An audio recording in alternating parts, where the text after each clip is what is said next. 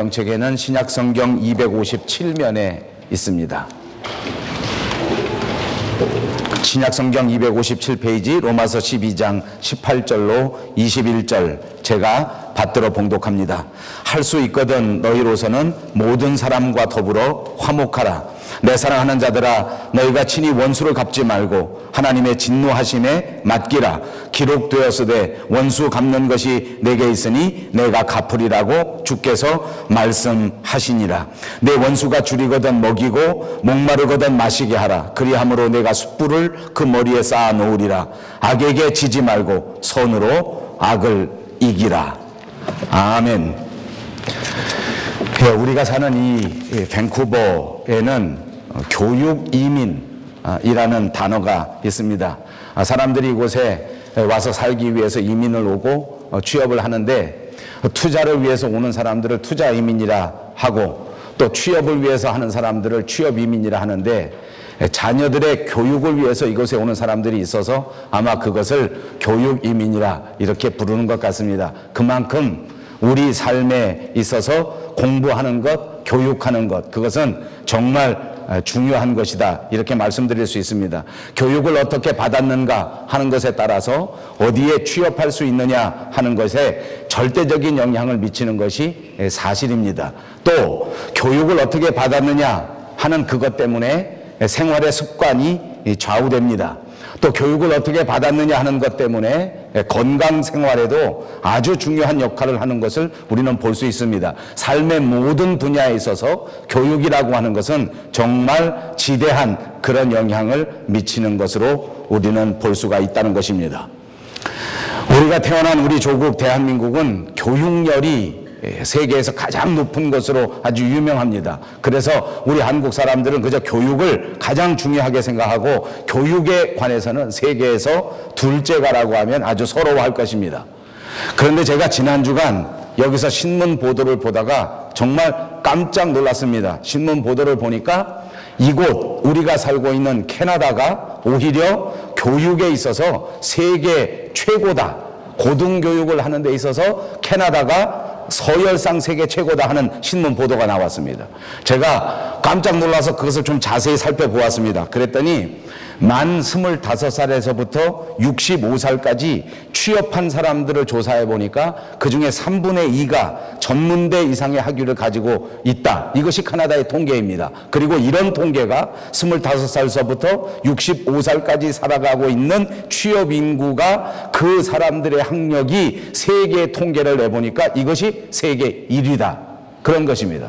저는 아무리 생각해도 우리 조국 대한민국이 이보다 훨씬 더 비율이 높을 것이다 라고 생각해서 열심히 찾아보았습니다. 그랬더니 그렇지가 않고 캐나다 통계청이 분석해서 발표한 것을 보니까 취업 여성의 64.8%, 그리고 취업 남성의 63.4%가 고등교육을 받았고 4년제 대학을 졸업한 비율은 25.4%인데 나날이 점점 늘어나고 있다라는 발표입니다. 그래서 전 세계적으로 65세 이전의 고등교육 이수율, 그것이 OECD 평균이 32%인데 캐나다는 51%, 이것이 세계 1위라는 것입니다. 그래서 25세에서부터 34세 연령층을 보면 이것이 한국이 51%보다 훨씬 높은 64%입니다. 그래서 아쉽지 않게도 25세에서 34세는 여전히 우리 조국 대한민국이 탁월하게 세계 1위입니다. 64%. 그런데 전체를 다 합하니까 깜짝 놀랄 결과는 한국보다 캐나다가 교육열이 훨씬 높다, 그런 것입니다. 제가 설교를 하면서 시작할 때 보통 설교와 크게 관계가 없는 그런 이야기로 시작을 많이 합니다. 때로는 관계가 있다 생각해서 제가 예화를 들기도 하고 하는데, 오늘 제가 이것을 아무 상관도 없는 제가 쇼크를 먹은 이 발표를 여러분에게 해드리니까 느낌이 하나 오는 것은 여러분들의 눈이 반짝반짝하다는 것입니다. 딴 때는 제가 설교에 있는 내용, 성경에 있는 내용을 가지고 예화를 들고 설교를 시작해도 별로 눈이 반짝반짝하지 않는데, 오늘 교육의 얘기를 하니까 무슨 우리 아이들 얘기가 있나 보다 싶어가지고 눈들이 반짝반짝해. 그런 얘기는 하나도 없습니다. 그냥 그렇다는 것 뿐입니다. 자, 교육 얼마나 중요하는가 하는 것을 말씀드리는 것입니다. 공부 꼭 잘해야 됩니다. 열심히 배워야 우리의 취업도 훨씬 더 길이 넓어지고 우리의 생활의 품질도 훨씬 더 좋아지고 우리 삶의 문화도 훨씬 더 다양해지는 것은 분명합니다. 그런데 배워서는 안 될 것도 많습니다. 제가 교육을 위해서 이곳에 오는 사람들을 가르쳐 교육 이민이라고 했는데 좀 더 좋은 환경을 위해서 좀 더 아름다운 문화를 위해서 이곳에 왔는데 배울 것은 배우지 않고 배우지 말아야 될 것을 배우는 사람들도 적지 않습니다. 정말 안타깝습니다. 마약을 복용하는 방법 절대 배워서 안 될 일입니다. 무슨 마약, 어떤 종류 이런 건 절대 해서는 안 되는 것입니다. 여러분, 우리가 신앙생활 할 때에도 이런 것이 분명히 존재합니다. 반드시 배워야 할 것이 있는데 안타깝게도 교회 다니면서 배우지 말아야 할 것들만 배우는 사람들이 있다는 것입니다. 저는 오늘 예배하는 저와 여러분, 2014년을 새롭게 시작하는 저와 여러분이 교회 생활할 때, 신앙생활 할 때에 꼭 필요한 것 반드시 배워서 우리의 신앙생활이 풍요로워지고 아름다워지고 기뻐질 수 있는 것들은 열심히 배우시고, 절대 배워서는 안 될 것은 절대 배우지 않는 여러분 되시기를 주님의 이름으로 축복합니다. 그렇습니다. 배워야 할 것이 있고 배우면 안 되는 것이 있습니다. 또 중간지대도 있습니다. 배워도 되고 안 배워도 되는 것이 있습니다. 우리 삶에 보니까 배워도 되고 안 배워도 되는 것이 있습니다. 여러분, 변호사가 되려고 하려면 어떻게 합니까? 반드시 법은 배워야 되지 않습니까? 여러분, 목사가 되려고 하면 어떻게 합니까? 반드시 성경은 배워야 합니다. 여러분, 그리스도인이 되려고 하면 어떻게 합니까? 반드시 하나님, 예수님, 성령님에 대하여는 꼭 배워서 반드시 알아야 된다, 그 말입니다. 이것을 우리의 교육이라고 한다고 하면 이것은 반드시 필수적으로 해야 되는 필수 과목이다, 이렇게 말할 수 있습니다. 학교에 가보십시오. 필수 과목은 반드시 이수해야만 졸업할 수 있습니다. 그런가 하면 선택 과목이 있습니다. 해도 되고 안 해도 되는 것입니다. 그런가 하면 절대 배워서는 안 되는 것도 있다는 말입니다. 여러분, 해도 되고 안 해도 되는 것도 굉장히 중요합니다. 왜냐하면 많은 사람들이 해도 되고 안 해도 되는 것을 알면서도 여기다가 목숨을 겁니다. 우리 교회 생활에도 이런 것이 있습니다. 교회에서 이렇게 해도 되고 저렇게 해도 되는 것이 있습니다. 그런데 그것 가지고 정말 피 터지게 싸웁니다. 피아노는 왼쪽에 놓아도 되고 오른쪽에 놓아도 됩니다. 그런데 그것 가지고 교회가 싸우다 못해 갈라지기도 합니다. 강대상은 가운데다 놓아도 되고 왼쪽에 놓아도 됩니다. 그런데 그런 것 가지고 서로 싸우고 정통이다 비정통이다 하면서 서로 갈라져 버립니다. 성찬식을 할 때 한꺼번에 떡을 먹고 한꺼번에 잔을 마셔도 괜찮습니다. 또는 따로 모셔도 괜찮습니다. 그런데 그것 때문에 싸우는 사람들이 많습니다. 여러분, 그리스도인들에게는 해도 되고 안 해도 되는 것도 있단 말입니다. 이런 것 가지고 싸우지 않는 여러분들이 되시기 바랍니다. 제가 오늘 말씀드리려고 하는 주제는 이런 것이 아닙니다. 반드시 해야 되는 것, 꼭 필요한 것, 이것을 하지 못하면 그것은 그리스도인이라고 이름을 붙일 수 없는 그것을 말씀드려 보려고 하는 것입니다. 오늘 본문을 따라서 우리의 필수 과목이 어떤 것인가 하는 것을 다시 한번 깨달으시고 2014년 기독교인으로서 반드시 해야 할 필수 교육에 또 열심으로 매진할 수 있는 저와 여러분 다 되시기를 바랍니다. 첫 번째는 오늘 본문 18절에서 말씀하는 것처럼 화목하게 하는 생활입니다. 이것은 우리 그리스도인들이 반드시 해야 할 필수 과목이란 말입니다. 예수님께서도 우리에게 말씀하시기를 화평케 하는 자는 복이 있나니 저가 하나님의 아들이라 일컬음을 받으리라 말씀해 주셨습니다. 다른 말로 해보겠습니다. 하나님의 아들이라고 한다면 그것은 반드시 화목케 하는 생활을 하는 사람이다. 하나님의 아들이라고 이름을 부르기를 원하신다면 여러분들은 반드시 세상에 나가 화평하고 평화하는 사람이 되어야 한다, 그 말입니다. 여러분, 초대교회 가운데 고린도 교회가 있었습니다. 우리가 아는 것처럼 정말 좋은 교회입니다. 특별히 이 고린도 교회에는 은사가 충만했습니다. 별하별 은사가 다 나타납니다. 병 고치는 은사가 있는 사람들이 많았습니다. 방언하는 은사가 있는 사람들이 많았습니다. 예언하는 은사가 있는 사람들도 수없이 많았습니다. 정말 이렇게 많은 은사가 나타나니까 그 교회가 얼마나 좋았겠습니까?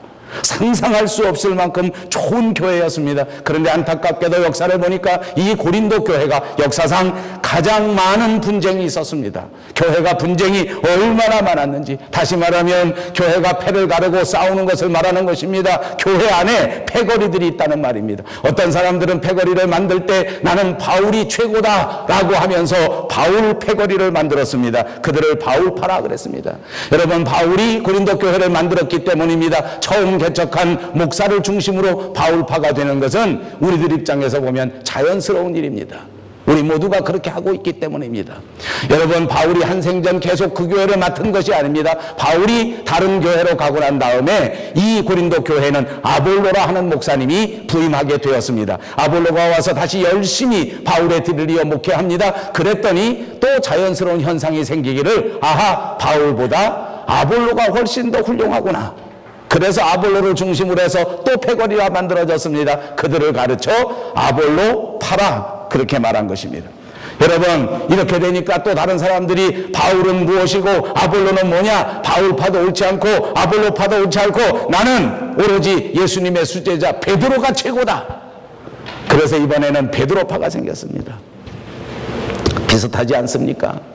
여러분, 이쯤 되면 교회가 심각한 중증입니다. 저는 현대 교회를 담임하는 목사로서 이 말씀을 전하면서 우리 스스로 정말 하나님 앞에 가슴을 찢고 회개할 때가 왔다라고 말씀드릴 수밖에 없습니다. 왜냐하면 오늘날 우리 교회 안에 이런 패거리가 얼마나 많은지 모릅니다. 심지어는 부끄러운 일이지만 교회 안에서 고향을 따라서 향후회가 만들어집니다. 그래서 전라도 출신, 경상도 출신이 서로 패거리를 만듭니다. 그리고 이민 와보니까 더 재밌는 것은 여기 와서 출신 학교별로 패거리를 만듭니다. 나는 서울대학교 출신이다, 서울대학교파. 나는 연세대학교 출신이다, 연파. 안타까운 일입니다. 서울대학교는 무엇이고 연세대학교는 무엇이냐, 나는 무학파다. 그래서 무파. 오늘 예배 끝나고 무파에 가입하실 분은 저에게 오십시오. 아버지, 교회 꼴이 무엇이 되겠습니까? 자기들끼리 모입니다. 자기들끼리 모여서 별의별 말을 다 합니다. 자기들끼리 패거리를 집니다. 패거리끼리 모여서 커피 먹습니다. 패거리끼리 모여서 점심 먹습니다. 패거리끼리 모여서 자기들끼리만 대화를 나눕니다. 이것이 교회를 어떻게 만들겠습니까? 하나님께서는 고린도후서 5장 18절에 말씀하시기를 모든 것이 하나님께로 났나니 저가 그리스도로 말미암아 우리를 자기와 화목하게 하셨다. 그리고 또 우리에게 화목해 하는 직책을 주셨다고 말씀하셨습니다. 사랑하는 여러분, 여러분 입술로 한번 해보십시다. 우리는 화목해 하는 직책을 받았습니다. 아멘. 오늘 저는 2014년 우리 밴쿠버 영성교회 직원을 임명하는 임명주의를 맞았습니다. 저는 여러분들을 임명할 것입니다. 때로는 권찰님으로, 때로는 집사님으로, 때로는 부장님으로, 때로는 장로님으로, 때로는 권사님으로. 그러나 모든 그리스도인들이 하나님 앞에 거룩한 성직을 받았습니다. 그 직책이 무엇입니까? 화목해 하는 직책입니다. 그러므로 할 수 있는 한 화목하십시오. 할 수 있는 한 모든 사람들과 더불어 화평하시기를 바랍니다. 절대 패를 나누지 마십시오. 절대 싸우지 마십시오. 여러분, 말씀드릴 때 저는 이것을 필수 과목이라 하였습니다. 필수 과목은 무엇입니까? 선택해도 되고 안 해도 되는 과목이 아닙니다. 무조건 감당해야 되는 것입니다. 그러므로 여러분, 평화하는 교육을 받으십시오. 어떻게 하면 사람들과 화목할 수 있을까? 어떻게 하면 사람들과 화평할 수 있을까? 어떻게 하면 사람들과 잘 지낼 수 있을까? 만약 여러분들이 잘 지내지 못했다면 죄송하지만 회개하십시오. 내 부족한 점을 들여다보십시오. 왜 내가 다른 사람들과 화목하지 못할까? 아, 저 사람이 나만 보면 성질내서 그래. 그런 경우도 없지 않아 있을 것입니다. 제가 왜 이렇게 후하게 말씀드리는지 압니까? 저도 주변에 그런 사람이 많기 때문입니다. 아무리 봐도 저 사람은 나한테 너무 못되게 굴어요. 너무 못되게 굴어요. 그래서 화목할 수가 없어요. 어쩌면 자기 생각만 하고 나한테 이해를 안 해주는지 몰라. 우리 집에도 그런 사람이 있어요. 아버지, 그렇게 크게 웃으면 내가 곤란합니다. 이해합니다. 그러나 오늘 우리가 말씀 속에서 말씀하시기를 아니요, 필수 과목이라는 거예요. 내가 화평해야 돼. 내가 화목해야 돼. 화목하려면 어떻게 해야 됩니까? 상대방을 쳐다보면 화목이 안 됩니다. 네가 먼저 참아라 하면 화목이 안 됩니다. 네가 먼저 똑바로 해라 하면 화목이 안 됩니다. 내가 먼저 생각을 바꾸는 것입니다. 내가 먼저 양보하는 것입니다. 그래야 화목이 이루어지는 것을 믿으시기 바랍니다. 할 수 있거든 모든 사람들과 더불어 화평해야 합니다. 화목해야 합니다. 평화해야 합니다. 여러분, 초대교회는 주인들이 나오는가 하면 노예들도 다 같이 교회에 출석하지 않았습니까? 부자들도 교회에 나오면 가난한 자들도 똑같이 교회에 나왔습니다. 교회 안에는 많이 배운 사람들이 있는가 하면 전혀 배움이 없는 사람들도 있었습니다. 자유를 누리는 자유인들이 있었지만 자유가 전혀 없는 노예들도 교회에 나왔습니다. 모든 사람들이 모였단 말입니다. 각계 각층의 사람들이 모였습니다. 진짜 각각입니다. 생김새는 또 어땠는지 압니까? 하얀 사람도 있고 까만 사람도 있고 노란 사람도 있습니다. 뚱뚱한 사람도 있고 날씬한 사람도 있습니다. 키가 큰 사람도 있고 그렇지 못한 사람들도 있었습니다. 이런 교회 안에 가장 중요한 필수 과목은 바로 화목이었습니다. 서로 다른 사람들끼리 모여 이해해야만 했던 것입니다. 서로 출신 성분이 다른 사람들이 서로를 품어 안고 서로를 용납하고 서로를 위해주고 서로를 세워주지 않는다면 교회는 교회의 꼴을 유지할 수 없단 말입니다. 사랑하는 여러분, 저는 우리 밴쿠버 영성교회 10주년을 맞으면서 하나님 앞에 눈물로 감사하는 감사의 기도가 있습니다. 우리 교회가 완벽한 것은 아닙니다만 그런대로 화평을 지키고 화목을 지키는 것이 얼마나 감사한지 모릅니다. 우리 교회 안은 큰 갈등이 없습니다.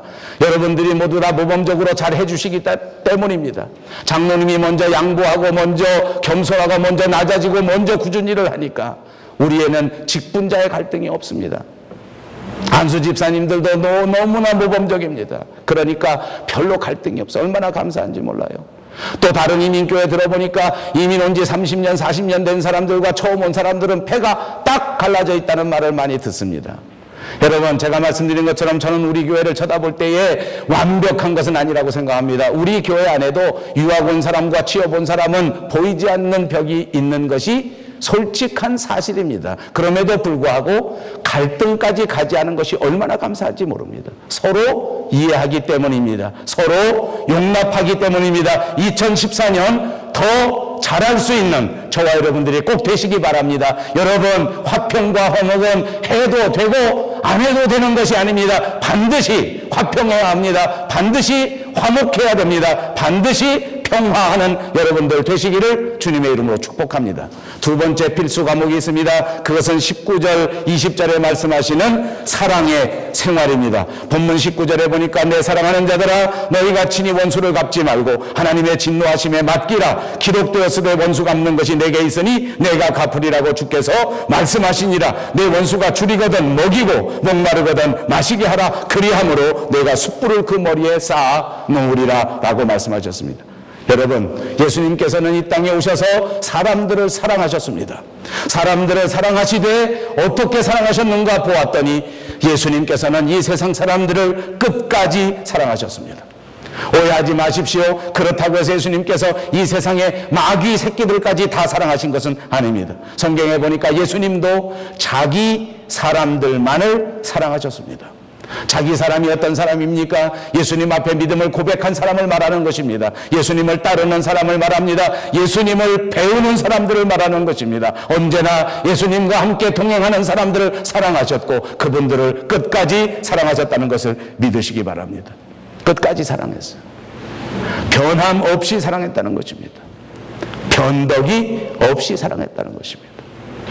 이쯤 되면 우리 가슴이 찔리지 않습니까? 우리도 똑같이 사랑할 줄 압니다. 우리도 열렬히 뜨겁게 사랑해 본 경험이 있습니다. 그런데 우리가 부끄러운 것은 뭔지 압니까? 끝까지 하지 못한 것입니다.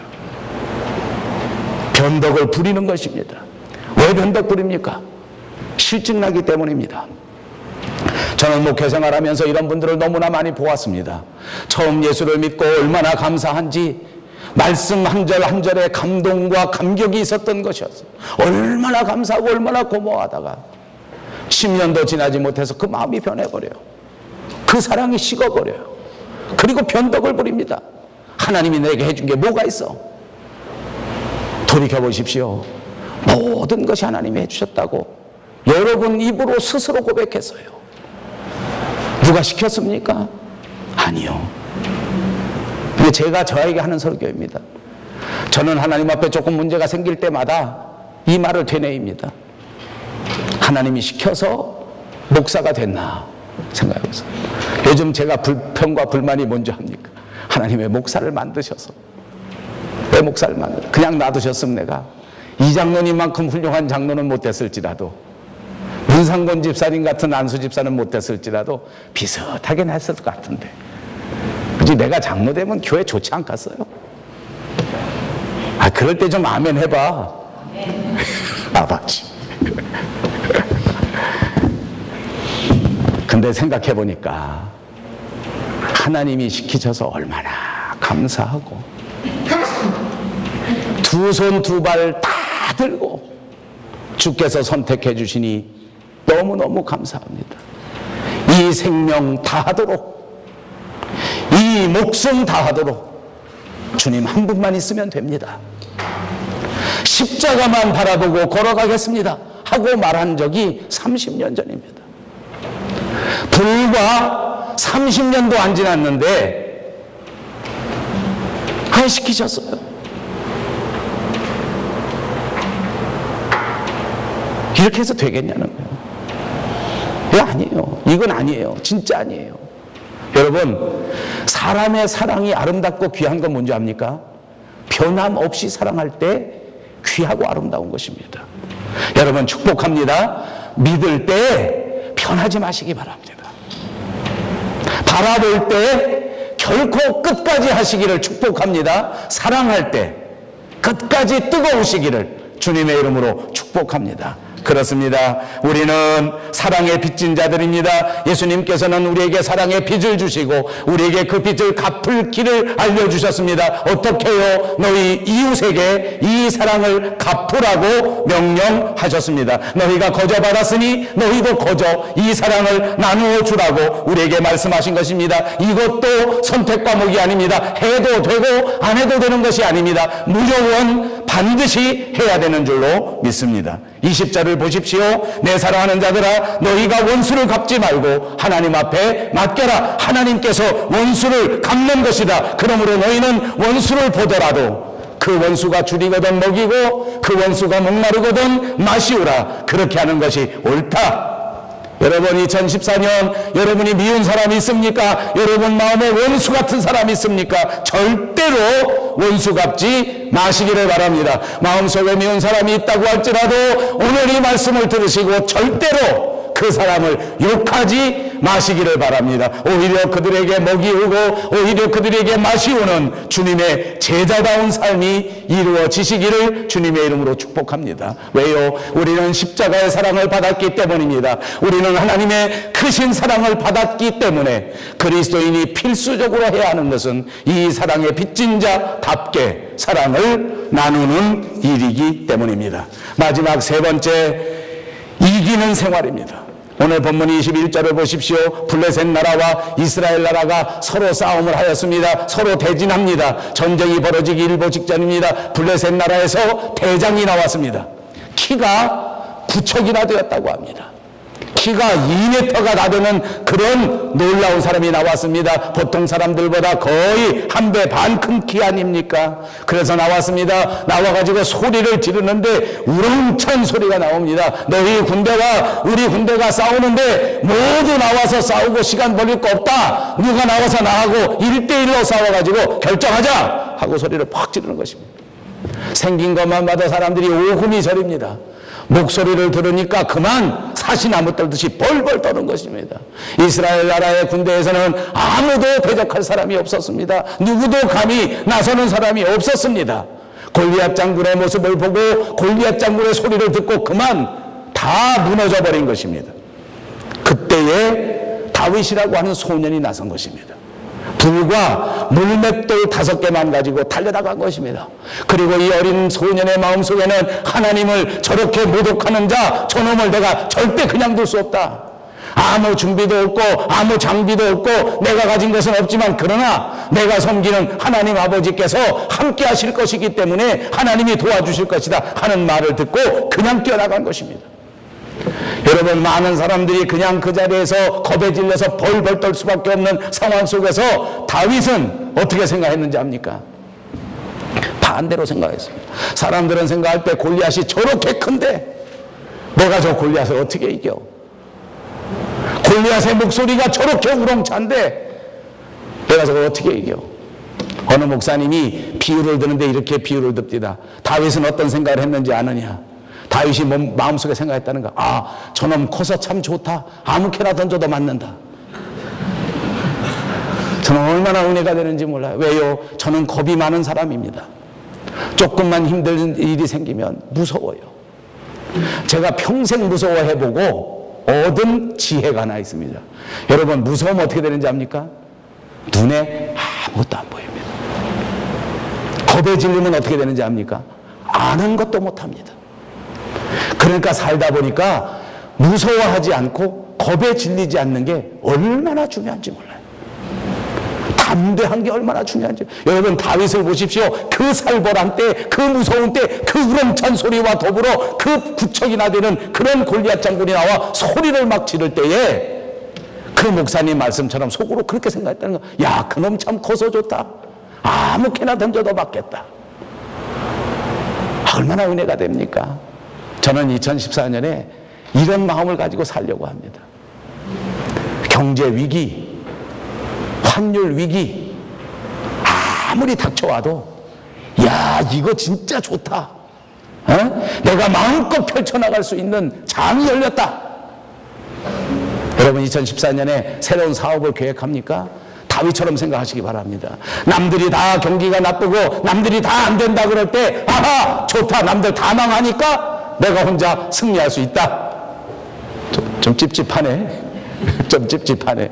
아버지, 여러분, 이런 마음을 먹고 뛰어나갔습니다. 돌 5덩어리 들고 나간 것입니다. 속으로 생각할 때 아, 그놈 참 커서 좋다. 아무렇게나 던져도 맞는다 라고 생각하고 돌을 던졌습니다. 어떻게 되었습니까? 진짜 아니나 다를까 골리앗 장군의 이마에 정통으로 딱 맞아버렸습니다. 그냥 쓰러져 버렸습니다. 여러분, 아무리 어려운 문제가 나와도 벌벌 떨지 마시기를 바랍니다. 아무리 힘든 문제 앞에서도 무너지지 마시기 바랍니다. 아무리 어려운 역경 가운데서도 오직 하나님을 의지하시고 담대하시기를 주님의 이름으로 축복합니다. 왜냐하면 신앙의 가장 중요한 필수 과목 중에 이기는 생활이 있다는 것입니다. 승리의 생활입니다. 예수님이 승리하셨으므로 우리는 누구든지 승리할 수 있는 줄로 믿으시기 바랍니다. 여러분, 그거 믿습니까? 꼭 믿으셔야 합니다. 여러분 보십시오. 다윗과 골리앗이 싸웠습니다. 다윗이 돌을 던졌습니다. 어디 맞았다고요? 골리앗의 이마에 딱 맞았습니다. 골리앗이 어떻게 됐습니까? 쓰러졌습니다. 넘어졌습니다.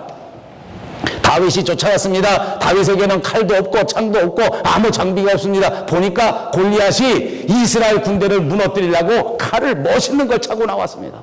성경에 보니까 다윗이 가서 그 칼 빼서 골리앗 장군의 목을 쳤습니다. 하나님 이렇게 역사하는 거예요. 내가 조건이 없다고, 내가 가진 게 없다고 걱정 마십시오. 세상이 우리를 넘어뜨리려고 하는 그 대적에게서라도 칼을 뺏어서라도 하나님이 승리하게 만드시는 거예요. 다윗이 이겼습니다. 그 다음에 이스라엘 사람들이 어떻게 됐습니까? 블레셋 사람들은 골리앗이 넘어지자마자 다 호압지절에서 도망갑니다. 이스라엘 군대들은 막 쫓아갑니다. 쫓아가서 닥치는 대로 걷어들입니다. 여러분, 누가 이겼습니까? 이스라엘 군대가 싸움을 한 번이라도 해보았습니까? 아니요, 한 번도 싸워본 적이 없습니다. 다윗이 승리했으므로 이스라엘 전체가 승리한 것입니다. 이것이 믿음의 교훈입니다. 우리가 세상을 이겨본 적도 없습니다. 우리가 마귀를 이겨본 적도 없습니다. 우리가 세상에 대적하여 승리해본 경험도 없습니다. 그런데 어떻게 이겼냐고요? 우리를 대신해서 예수 그리스도께서 십자가 위에 승리하셨습니다. 그냥 믿음으로 세상에 뛰어나가기만 하면 여러분 모두가 승리의 면류관을 받으시는 것을 믿으시기를 바랍니다. 다윗이 이겼으니까 블레셋은 무조건 도망가는 것입니다.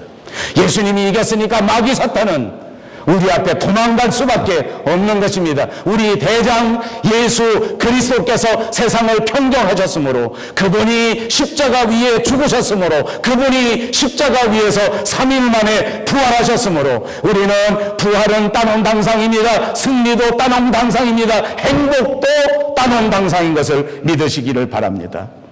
세상에서 승리할 수밖에 없는 것입니다.